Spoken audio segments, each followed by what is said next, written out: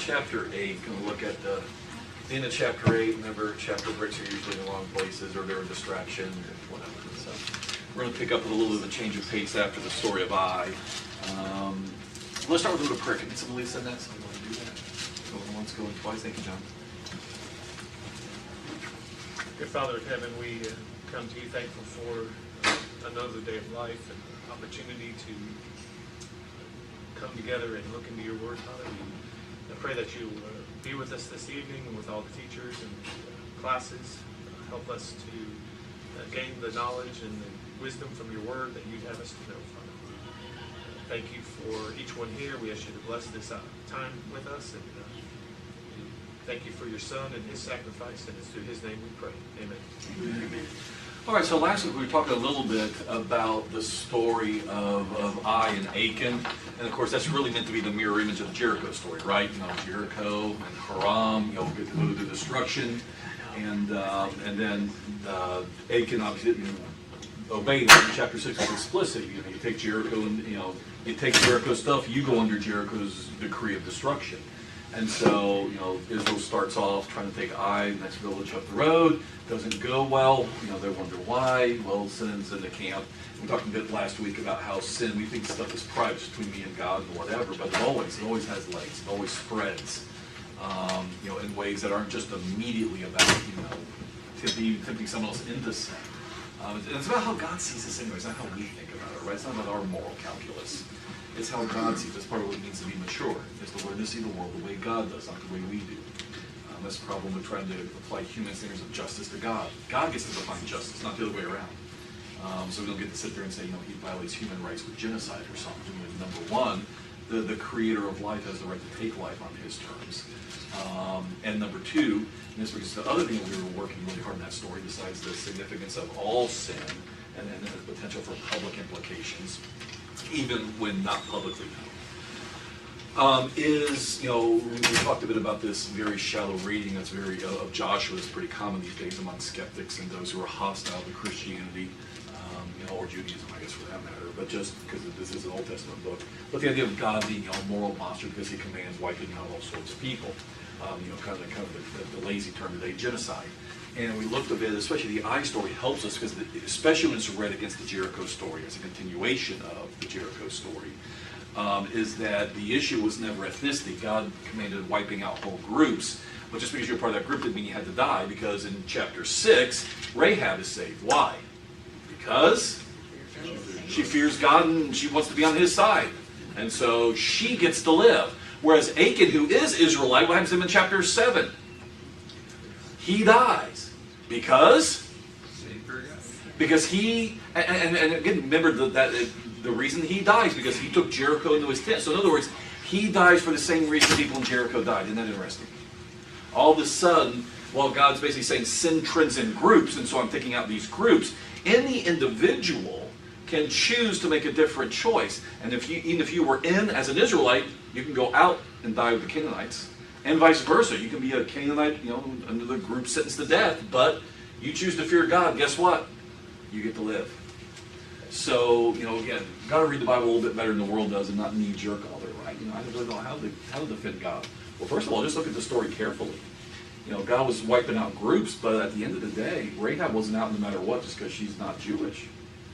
Rahab got to live, and Achan died. And they take Ai, and we come to the end of chapter 8. A little interlude in the story. Seems kind of weird, in the book that we talk so much about conquest and action. And we got this weird little interlude. The action will pick up again here in a minute in chapter 9 with the Gibeonites, and then chapters 10 and 11 in the conquest of the northern part of the land. But there's this little interlude that really, it's easy to skip over. It's just a handful of verses at the end of the chapter. It starts in verse 30, ends in verse 35, but it matters. So let's just read it real quick first, and let's tie it into the larger Old Testament context, and then let's tie it into the Joshua context. So verse 30, At that time Joshua built an altar to the Lord, the God of Israel, on Mount Ebal, just as Moses, our Lord, had commanded the people of Israel, as is written in the book of the law of Moses, and that's going to go back to a place in Exodus and the place in Deuteronomy, we're going to see in just a minute. An altar of uncut stones upon which no man has whittled an iron tool. And they offered on it burnt offerings to the Lord, sacrificed peace offerings.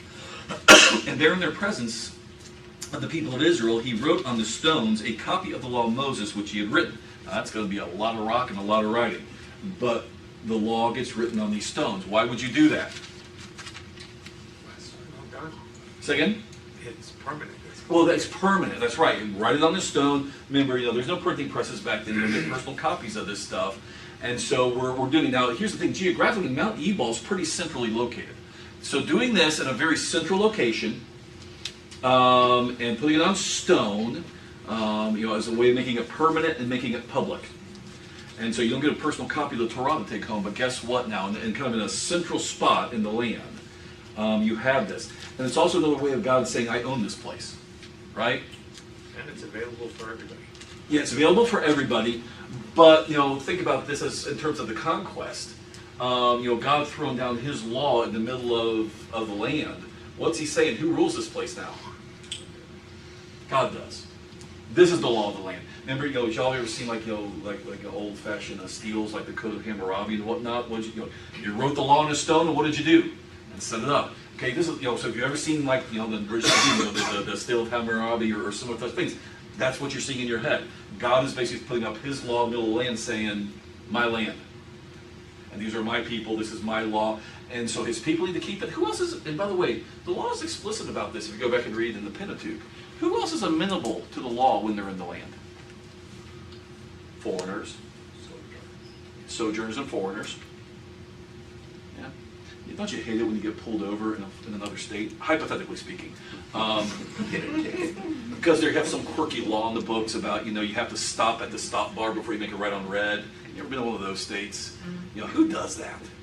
But apparently in a certain state that will remain unnamed. No, I'm just kidding. I've been told when I'm in that state I do it because I don't know, but I don't want to know. Dumb in Singapore. Oh yeah, the Asian traveler here, the guy who goes to Asia a lot. I think it's called speed trap. Well, let's not go there, brother. But yeah, anyways, so even and just because you're from Texas, you get pulled over in Connecticut, and you say, well, in Texas we drive this way. What are they going to say? Go back to Texas. You know what they're going to say, right? You carry a gun, and you cross state lines. Well, I'm a Texan. Well, you're in California now, son. Right? Okay, so God's put his law. This is my land, my ways. Even if you're just passing through, you're not from around here, my land. And but why does that matter? Because in chapter 9, who winds up sticking around? Unintentionally and accidentally, but who winds up sticking around? The Gibeonites. Okay? It all starts to fit together and starts to make sense when we read across the stories. Yeah, Scott. Well, when you look at this interlude, I know we haven't got there yet, but they go south and conquer. But this is a kind of in the middle of the country. Correct. Is this in chronological order, or is this kind of a... That is a fascinating question. That is a rabbit trail we can't chase tonight. There is question, like in the book of Judges, where the judges don't seem to be in chronological order, seem to be arranged for a theological purpose to kind of highlight the message. Again, reading broadly across stories, we tend to read stories as one-offs. Same thing here. There is actually some question about whether this should be better. But regardless, what's interesting about that is, just like with the book of Judges, there is a reason why they are in the order they are in. Samson comes early because Samson's tribe of Dan is still in the south. Again, if you don't know if you didn't, we're reading these allotments right now. If you don't read your allotments, you don't know that Dan originally, you read to the maps where it's in the north. Dan originally was down by Judah, over by the Philistines, which is why Samson the Danite got to hang out with Philistine chicks a lot. Because Dan was right there.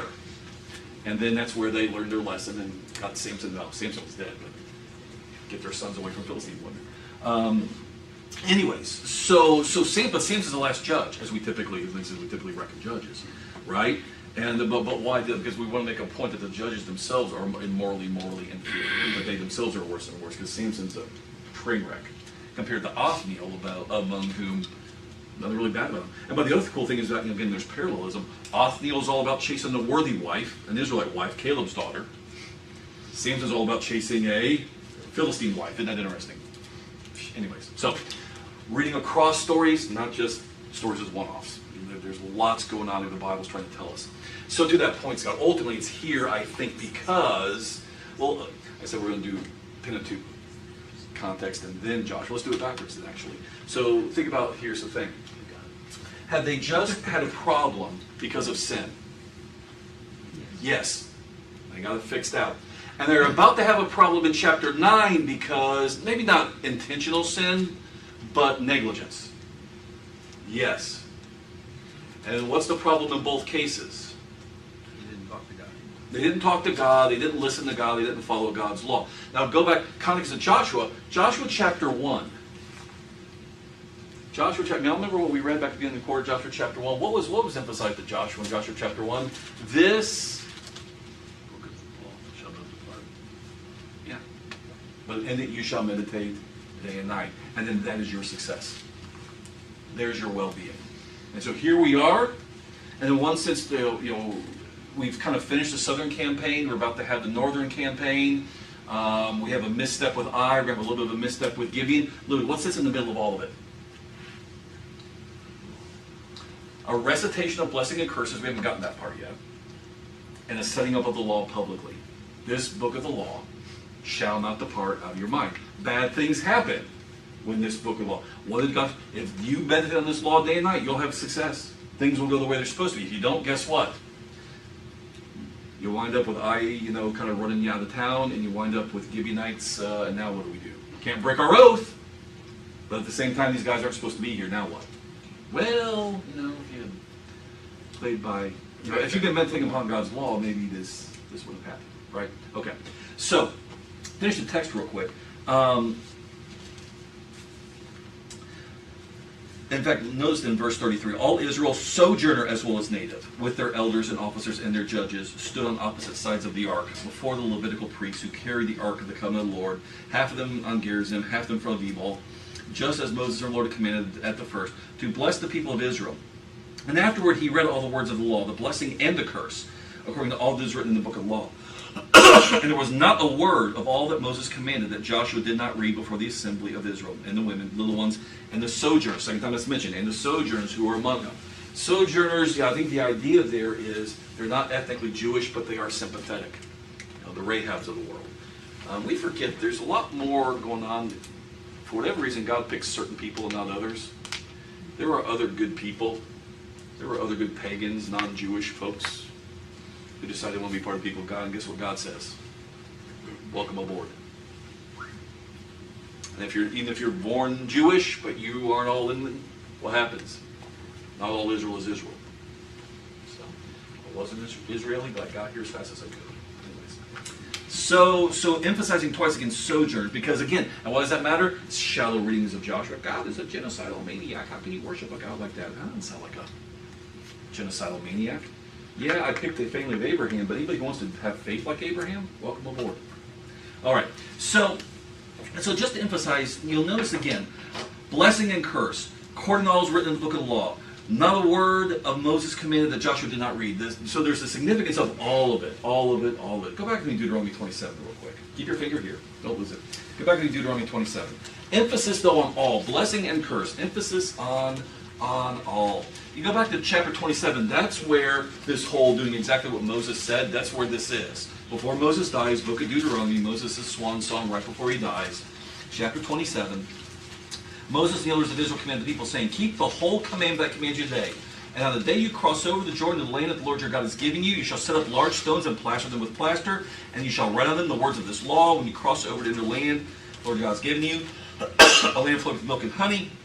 And when you cross over the Jordan, you shall set up these stones concerning which I command you today on Mount Ebal. You shall plaster them with plaster. You shall build an altar to the Lord your God, an altar of stones. Wield no iron tool on them. Build an altar to the Lord of uncut stones. And you shall offer burnt offerings unto the Lord your God, sacrifice peace offerings. And then verse 9, Moses, the Levitical priest, said to Israel, keep silence and hear, O Israel. This day you become the people of the Lord your God. Therefore you shall obey the voice of the Lord your God, keeping his commandments and statutes commanded today. And the Lord charged the people, saying, when you crossed over the Jordan, these shall stand on Mount Gerizim to bless the people. And he lists certain tribes. These shall stand on Ebal for the curse. Lists certain tribes. Verse 14, Levites shall declare to all the men in a loud voice, cursed be the man. And it goes on and issues a bunch of curses. Now what's interesting is, where are the blessings? Not a trick question. Next chapter. Oh yeah. Next chapter. Next chapter. But here's the thing. When you look through this entire section, which is there more of, blessings or curses? Yeah, correct answer is? Why? What does he start with? Chapter 27, he starts with curses. Gets some blessing. And then what does he go back to? So, it's like an Oreo. You only like the middle. Yes, right. Just when you were a kid, you wanted to lick the middle. Yeah. Just like an Oreo. Blessing in the middle. And which takes up most of the space? Why? Because God knows us. Yeah. Think about that line in John chapter 2, early on in John's Gospel, speaking of Jesus. And he knew what was in man, which I'm paraphrasing. He knew what was in man, which is why he's not trusting himself to them. He would minister, he would preach, he would teach, he would heal, he would do his messianic work. But he knew what men were. And so, yeah, God knows us better than we want to admit. And so you think about this. You see that, Joshua's emphasis when they carry this out. All the law. Not a word omitted. Which means what? What do the people get mostly a dose of? Easy stuff or hard stuff? What do we prefer today when we come to church? Easy. What do we need more of? Book of Psalms. 2/3 of them are laments. Isn't it interesting? 2/3 of the Psalms are laments. A lot less praise than lament. Isn't it interesting? In general, in the New Testament, more warnings or more descriptions of heaven? Say again? Yeah. We need to hear the hard more than we need to hear the easy. I know we think it's the opposite, but it's because we've gotten so fragile. The reality is, and part of what happens as you lose a sense of God's holiness, as you lose a sense of the healthy fear of God, as you lose a sense of what Jesus talked about, narrow is the way and few there are who find it. And I'm pretty sure the guy who says, I'm the way, knows what he's talking about. We need probably to hear less of the happy and more of the hard. They did not shy away from all of it. The blessings, absolutely. God is a good God. He wants to do good for his children. That's why this whole book exists, and that's why the entire Abraham project that becomes the Jesus project exists. He wants to do good for his children. However, a holy God will absolutely not compromise who he is because of what we want to be. And that's a hard thing here. Let me get Reno and come across to Sister Baker, and we'll get this. Go ahead, Reno. I guess I'm old enough now that I can remember back when I was a kid. And I remember growing up, there were a lot more, we used to call it fire and brimstone sermons. And not taking anything away from yourself or David, but you don't hear those kinds of sermons that are really rich in the warning side of it. It's more of how God loves us and how things are wonderful and all that stuff, which is also important. Right. But I think we've moved too far to one side, and getting back more towards that center where we are hearing the messages about, hey, this is what happens when sin enters your life. This is what happens when sin takes control, and ultimately this is where we'll end up if we allow that to continue. We don't hear that kind of stuff much anymore, and I think that's part of the reason why maybe we're losing people.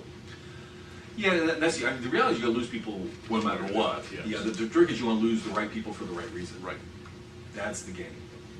You're always going to lose people. But why? That's the issue. So yeah, I appreciate that. I said Sister Baker next. Yeah, on the lines of what Randy was saying, and I was thinking, it always appeared from the beginning that all men had been mentally unstable. It's like a mental instability. That's what sin does. And it's funny you say that. I mean, we can't chase that thread right now. But the Bible actually talks about it a little bit. In fact, one of the things that God, ironically, in the book of Deuteronomy elsewhere, talks about. Actually, I think it's right here where we're reading. I think it's chapter 20, if my memory serves me. Yep, it is. Go with it, as long as we're here. Chapter 28, ironically, in this very section. Back when he goes back to the curses, verse 20. The Lord will send on the curses, confusion and frustration. Confusion. Hear that word? Confusion. And frustration, and all that you take to do until you are destroyed and perish quickly on accounts of your evil deeds because you have forsaken me. Pestilence, it goes on to describe a bunch of other things. Drop down verse 28. Here it gets interesting. The Lord will strike you with madness and confusion of mind. Isn't that interesting? We forget that sin really is a form of madness. Because it's a denial of reality. If God is reality, and you live as though God does not exist, theologically, spiritually, biblically speaking, there is an element of truth to that. And we don't think about it that way. And here's another way to get your mind around it. No matter how much we think we are gods, which was the fundamental satanic temptation, right? Behold, God is knows you'll be like gods if you eat it. Right? Okay. So think about it this way. We were not made to be gods, we were made to be reflections of God. We were made to be image bearers. What happens to a thing that is by definition an image when it goes out of sight of the thing that it reflects? You lose your way. You lose your way. The moon has no light. The moon can only reflect the sun's light. What happens to the moon when it crosses through the Earth's shadow? In a sense, it's not there. I mean, you know what I'm saying, but right, it's not there. It can't do it on its own. It does not work.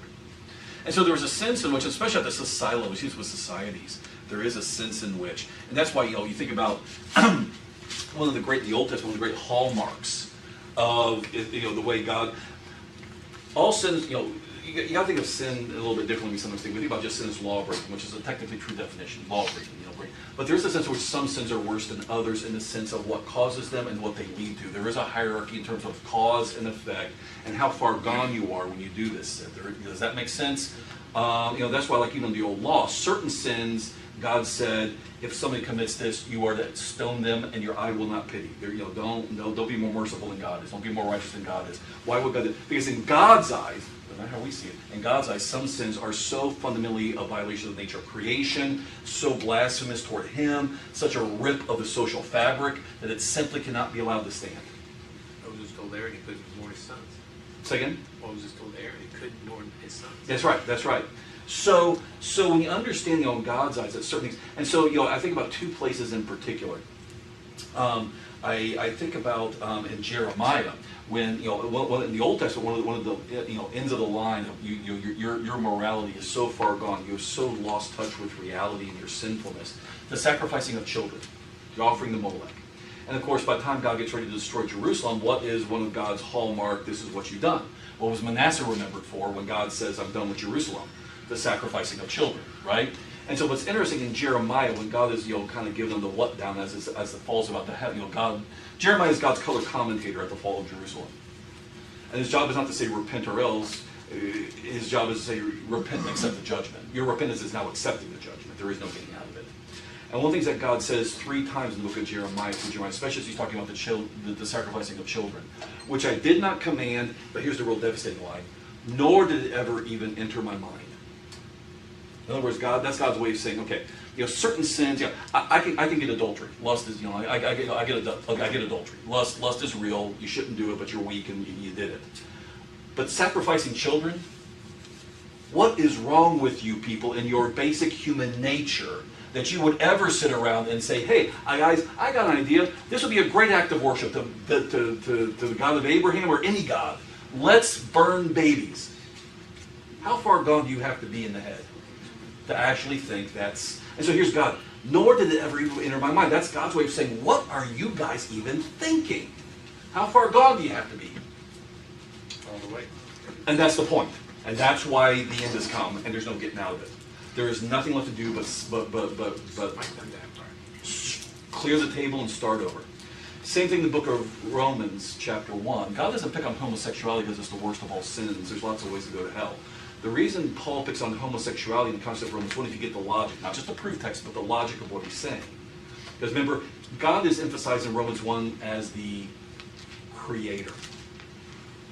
So we're going back to, when you start talking about God as creator, you're going back to foundational issues. Not just talking about basic morality, right worship, stuff like that. We're talking about fabric of reality when we start talking about creation. That's Paul's way of saying we're going down to the bedrock here.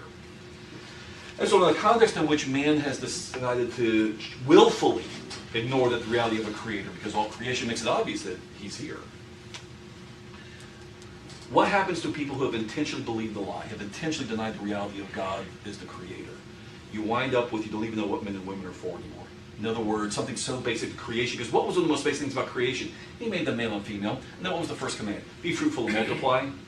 Should have been common sense, and unless you're just so thoroughly corrupted, it is common sense, what those parts are for, and what you do with them, and what should happen when you do it correctly. And yet, You get to the point where you are so thoroughly lost, your humanity is so thoroughly trashed, that you actually think that, as the Duck Dynasty Phil Robertson famously said once, one man swimming around another man's sewer. Makes sense? Well, that's what happens when you decide God's not the creator. You're not just sinning. You have lost touch with reality. Right? Talking about idolatry too. Well, and that was part of Paul's point too. That's right. Yeah, there's a really nifty, if you want to get your head on the why the world is the way it is, what Paul's up to there. Beyond just proof texting, don't do that. Let me get Sister Rush, I'll get Glenda. Yes, ma'am. They go mental. You want that? They go mental. Well, yeah, I mean, and let me be very clear. Not all mental health issues are because of sin, but there is a sense in which God says, you know, if you sin against me, you're going to lose touch with reality. And again, especially at the social level, the society level, right? At the society level, we joke about Supreme Court justices who don't know what a woman is because they're not a biologist. No, I was going to say, the reason for the curse more, that he talks more about the curse, because in today's world, it's probably back then too, it's so easy to stray, with everything in the world, especially if you're young. So it's so easy to stray away from the truth. So that's probably why there's more talk about the curse. Well, yeah, I think human nature is human nature anytime. I think that's, the scenery changes, but who and what we are really doesn't. Right. Yes, ma'am, you can wait patient. I think we've lost that fearing God Oh, to yeah. some extent, Absolutely. that trembling before Him. Even as Christians, we've lost that, Yeah. and that's scary. Because once we lose that, that's our foundation. Well, yeah. Knowing who we are in relation to God, that's fearing God. Right. Yeah, at the fundamental level, if you ever forget that God's not holy, He certainly is loving. And I like, some people are familiar with C.S. Lewis's Chronicles of Narnia. Remember Aslan the lion, the Christ figure in that kind of quasi-allegorical work. There's a great line, some of you remember it, in The Lion, Witch, and the Wardrobe, in which Lewis really captures this, because the modern mind, even Christians, struggle with the whole, I need to have a fear, a reverence, a respect, an awe of Him that in one sense tells me to keep distant. But on the other hand, I thought, I'm supposed to love God, He's supposed to be my buddy. So what is it? And Lewis well captured that tension with that famous line when the children who have come from our world in Narnia are trying to understand Aslan. And they've never met him before, and so some of the inhabitants try to explain what Aslan is like. And then they ask, is he good? And they say, yeah, he's good, but he's not a tame lion. He's a good, but he's not tame. I like that. That's a nice way of getting at it. He's good. He is love. But he's not a pet. He's not a buddy. He's not a concierge. He is the one who, whenever anybody who was even right with him got close, it was, take your shoes off. This is holy. After you got, whenever God's going to come to His people, 3 days, spend 3 days cleaning up yourself, getting ready, right? At the end of the day, He is good and He is loving, but He is God. He is everything that we are not. And He has a line. And that's the definition of holiness. Holy, we think about holy as just a synonym for moral, but to be moral is to be holy in one sense. But holy is fundamentally the word. The concept just means separation. And the most basic line in reality, so we're talking about reality, right? The most basic line in reality is God and not God. Right? There's God and there's everything else. And I may be one of His children, I may be adopted, but you know what? I'm still a son. I'm not a father. Not in His house. So. Kind of tie that into being a dad, right? Like, Yeah. there's a violent switch that has to be there, right? Right? Well, you got sons, so you would know. Well, I say that for everyone else, right? Protect her and everything else along with that, right? Yeah. So that, again, loving everything else, but there's a switch there that has to be turned on and off in order to protect your children. That's a good point. That's why you said that too, because what makes me think a little bit different. And we get this, those of us who are parents, we get this. I want to have a good relationship with my kids. I want my kids to feel comfortable with me. They can approach me. I want to be approachable. I want them to come and talk to me when they have something on their mind or whatever. And at the same time, what they don't get to do? They don't get to call me Jeff. Right? Not a tame lion. we do that dance in our own families, right? There are men we respect who we do have a relationship with, but you know what? There are some people I still can't call by their first name, and I'm in my 50s now. You know what I'm talking about? So we get this. We get this. Yes, ma'am, Vicki. That's part of what's happening now, is that I have students that do call their parents by the way. Well, I know. And they don't have respect for authority. Well, I was going to say, because that's what that's really about, is when you lose God, when you lose holy, when you lose reverence, when you lose awe, when nothing is sacred or set apart, when nothing is worthy of trembling before a little bit, what you're actually losing is not just reality or morality, you're losing authority. Well, it's like more and more we see on the news that people are trying to outrun the police. Yeah. You know? Yeah. Well, the policemen are figures of authority, and you should be afraid to see that flashing light in your rearview mirror. Yeah. But now we've lost the reverence for what they do for us. Right. And what people don't get, because people think, real human or, authenticity is just do what I want, there should be no limits. You know what you call no limits? Chaos. Anarchy. Chaos. And again, people don't get that because there's still enough authority, there's still enough limits that we don't have full-blown anarchy. But a lot of the people who want that, they actually going to be a good thing, have no idea what they're asking for. I remember and I've never forgotten this line. It was written by a political journalist who did a lot of foreign reporting, and all sorts of rough parts of the world, other continent kind of stuff, and just all sorts of, civil wars, bad stuff. Spent his career doing that, and wrote, later in his life, wrote a book on some of his experiences. It was talking about human nature of human society, the fragility of human society, and how rare a truly stable civilization is. And I've never forgotten what he said. I'm paraphrasing his exact line because he's a good writer, so the line was well written. But the gist of what he said, I've never forgotten this. He said, "I'm glad to see you tonight. I should put my glasses on. Good to see you." And then we just made it awkward. Now you forgot the line. He said this. He said, America, especially when we go and we take out Saddam Hussein, because we think tyranny is the worst thing. But he said, what I have learned is that 1 year of anarchy is worse than 100 years of tyranny. He said, and going to the parts of the world I've gone, places where there is no government, there's just warlords, whatever. He said, what I have learned is, as bad as Saddam Hussein was there a relative stability? At least did you know who was trying to kill you, and where the lines were, and what you couldn't say. Yeah. When there's anarchy, guess what? You don't know any of that. You have no idea where death is coming from. 100 years of tyranny is better than 1 year of anarchy. Never forgotten that line. So, anyways, we think God's a tyrant. God means this for our good. Color within the lines is good for you. Because if you don't color within the lines, what do you get? Consequences. Thank you. No picture. No picture. No picture. Which is always what's so little, because what is that? And of course, it is a it's a spitting image of a cat. But anyways, all right. Well, we did not get much of the giving outs, did we? Anything else on that? I think point made. Perhaps probably more than made. Talk about the giving nights here real quick. Okay, so let's turn the page to giving nights. Turn the page to the giving nights. That's so what we do with this with the last 7 to 8 minutes. What's interesting is the way this story begins then. Verses 1 and 2. As soon as all the kings who were beyond the Jordan in the hill country, back to Scott's point, and hill country here refers to that central highlands, what will become the territory of Ephraim in particular, some Benjamite territory.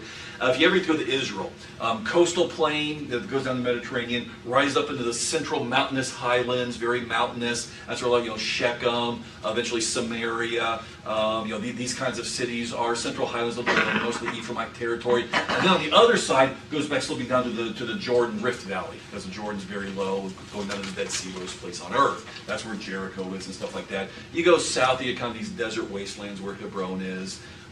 Jerusalem is at the edge of the central highlands. It's in the mountains, still about 2,500 feet elevation, give or take. But get a little bit south of Jerusalem, you start flattening back out into the desert of Hebron and Beersheba and the Negev and all of that. So we're in the central highlands here, and the kings of the central highlands, hill country, and the lowland all along the coast of the Great Sea toward Lebanon, the Hittites, Amorites, Canaanites, Perizzites, Hivites, Jebusites heard of this, and they gathered together as one to fight against Joshua and Israel. What's this they've heard of? Probably Jericho and Ai is what we're talking about. You know, they're not scared to set up rocks with writing on it. What are they worried about? They're worried about. But here's the other thing. Why would they think banding together and fighting back might work at this point? Because, say again? Numbers. Well, numbers, because what happened at Ai? Jericho got wiped out, but what happened at Ai? Did Israel show to pagan eyes They could be. vulnerability? Yes. Could they be beaten? Any given Sunday, right? And so Israel doesn't look so good. That's what, by the way, God will eventually complain about in the prophets. We'll read Israel for in the prophets. I have to judge your sin. We have a deal. We have a covenant. I have to judge your sin. The problem is when I judge your sin, I look weak to the world. So they gathered together as one to fight against Joshua and Israel. But when the inhabitants of Gibeon heard what Joshua had done to Jericho and Ai, because again, that's the issue. That's what's on everybody's radar. They, on their part, acted with cunning, went out in provisions, worn out sacks for their donkeys, basically dressed like they'd gone on a long journey. You know this part of the story. And so verse 6. We have come from a distant country, so make a covenant with us. But the Israel said to the Hivites, perhaps you live among us. How then can we make a covenant with you? Okay, so far so good. You know, trust but verify. They're very Reaganistic here.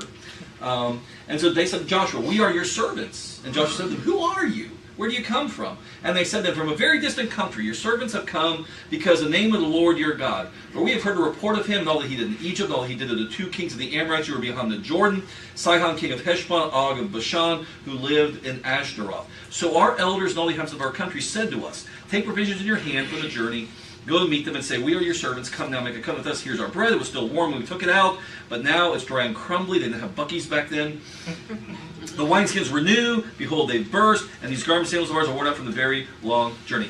And so 2 things before we look at verse 14. I'll say 2 things. One thing. Notice when they talk about what they've heard. Look very carefully. This is really interesting. They were good. They were really good. Notice what they heard, and notice what they did not bring up.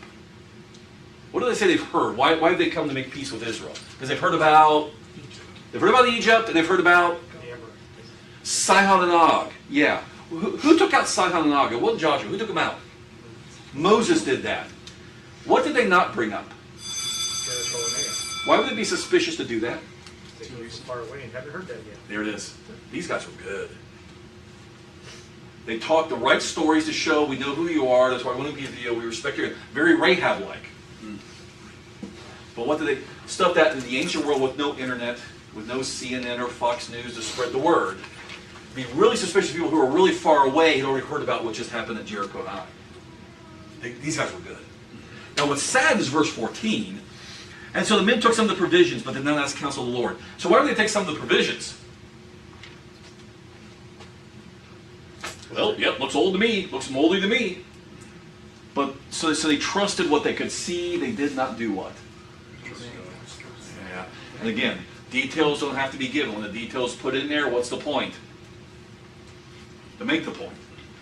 And so what are we supposed to recognize? They did not do the most common sense thing of all, which is ask Israel. Have they done that before? Ask Israel, ask God what we should do? Well, yeah, what just happened in chapter 7? Why are 3,000, why do we have all these casualties? 36 dead. And God ferrets out the traitor. They can talk to God. God's the one calling the shots. Who planned Jericho? God. Who handled Ai? God. Who should they be asking right now? Who dried the Jordan? Yep. So Joshua made peace with them, made the covenant with them, let them live. Leaders of the congregation swore to them. That's the key. They made an oath. They swore. At the end of 3 days, they made a covenant with them. At the end of 3 days after they made a covenant with them, 3 days, they heard they were neighbors. They lived among them. People of Israel set out and reached their cities on the 3rd day. Now their cities were, Gibeon was probably just a chief city of several other smaller villages around. People of Israel did not attack them because they'd sworn by the Lord, God of Israel. All the congregation murmured against the leaders. Congregation murmured against the leaders. Well, now you're not going to know what happened. Long story short, Israel, a couple quick observations to wrap up. You go back and you read Deuteronomy chapter 20. This is where the law talked about what they were supposed to do. They could spare people who were far away, people who were close, they were not to. So what they do is next best thing now, because they've sworn by the Lord. They put God's name on this. So they can't undo what they've done. So they do the next best thing, which was, what do you do with far away people who make peace with you? They can live, but you put them to work. So you put them to work. And it's interesting, too, what they did. Verse 27 at the very end. So when they confront them, why did you do this? Well, because we didn't want to die. Think about it, guys. Joshua made them for that day cutters of wood, draws of water for the congregation, and again, details not to begin, but they are, and for the altar of the Lord. What's the significance of putting the Gibeonites to work there? Learn Learn about God. And here's the other thing. What was the big reason God wanted, and we can wrap up here, what was the big reason God wanted Canaanites exterminated among his people anyways? What was he worried about? paganism. What kind of influence in particular? Idolatry. And so what's the best way to counteract any possible lingering idolatrous influence by Gibeonites? Where do you stick them? Put them face to face. That's a good way to put them face to face with God. Well said. All right, we're done. See you next week.